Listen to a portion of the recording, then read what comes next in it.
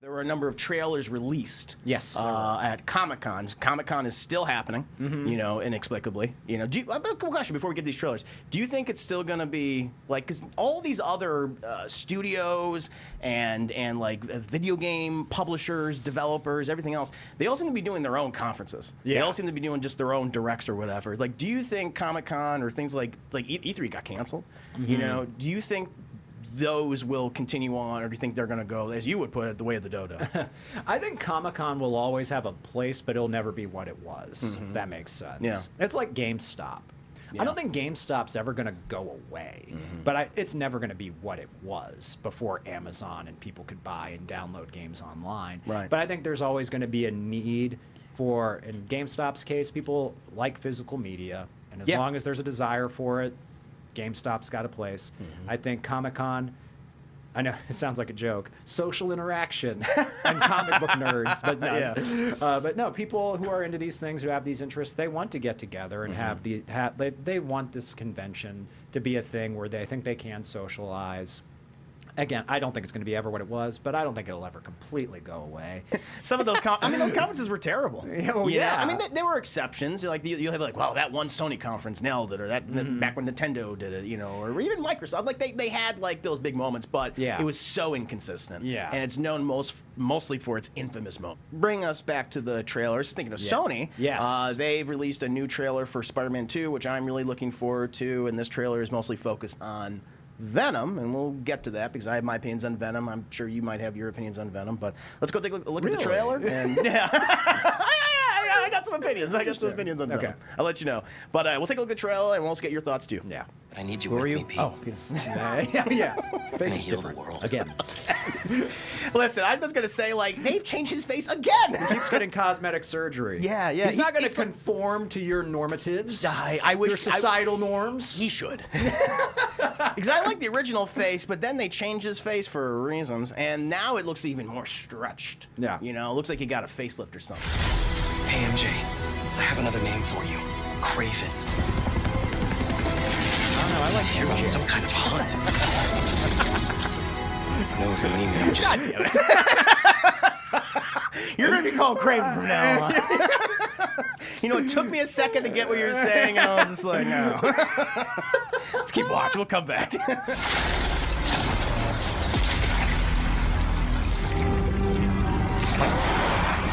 Yeah, just that's what Venom does. Spider-Man hentai. Yeah, pretty much. Yeah, there's a lot of that. A lot of tentacles. I gotta say, a very impressive trailer. Really, I'm a huge fan of the original game, and I really like Miles Morales. Thought both those were great. Kind of really established Insomniac. Not to say that they hadn't made great games before. Of course, Ratchet and Clanks. Especially more recent ones. You put ones. some respect. On Ratchet and Clank's name. Goddamn it. Of those old mascot franchises, I think that's probably one of the best ones. Yeah. And it's kind of gotten new life thanks to those two games. Yeah. But they've kind of become the crown jewel, I would say, in Sony's crown. And I think they've replaced Naughty Dog. Oh, they have. They have. And I'm looking forward to this game. I think it comes out in October. But I admit when I saw, I was like, okay, it's Venom. I'm not a big Venom fan, but they're like, oh, Tony Todd's voicing him, Candyman. It's like that's pretty good. Yeah. And I like, and this is controversial, but I like that it's not Eddie Brock.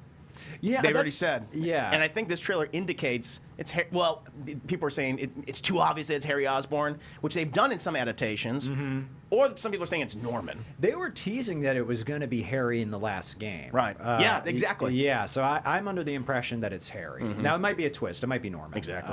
But yeah, the way that game ends with Norman going up to the tube that Harry's in, and you see like the Venom, the Venom jizz. It does. Up on the nasty. The splooge. Splooged at Norman. Because that splooged at Norman. It kind of did. Yeah. Well, that's the thing. People, because there's all these conspiracies. People are saying no, it's going to be Norman because it wants him really because he has that. He's an asshole. And Venom's attracted to that. He makes people assholes. That's his his thing. Yeah.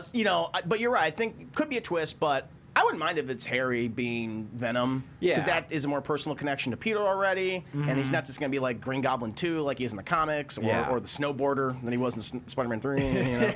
But I think there is going to be a twist. My theory is because people forget there was like a secret villain that no one knew was going to be in that game. It was Doc Ock in the first one, which was awesome. And I love that. And that's my favorite interpretation of Doc Ock ever. It's up there for me. It's between that one and the one in Spider-Man 2, but they're both great. No, agreed. I just like that he made him like a mentor because like in Spider-Man 2 they established like a little bit of that mentor-mentee relationship, but it wasn't enough for me. That's true. Here they did it more, right? Yeah. And I think there's going to be a secret villain because we got Kraven, who I fucking love. Kraven, he's one of my favorite Spider-Man villains because he's fucking just crazy. Looks like a He-Man character. He does, yeah, just showing off and everything. I was a huge fan. But I think the secret villain's going to be Green Goblin. I think that's my bet. That's a good bet because Silver Age. Secret, like the way with Doc Ock, because I'd never even heard of Mr. Negative really before. He's recent, like the last 10 or so years, I'd say. Yeah. I like what they do with him personally. Yeah, his design's really cool too. Like the effects they did with them and stuff. Very monochromatic, very just different from Spider-Man's animal rogues. So I was not familiar with that character really.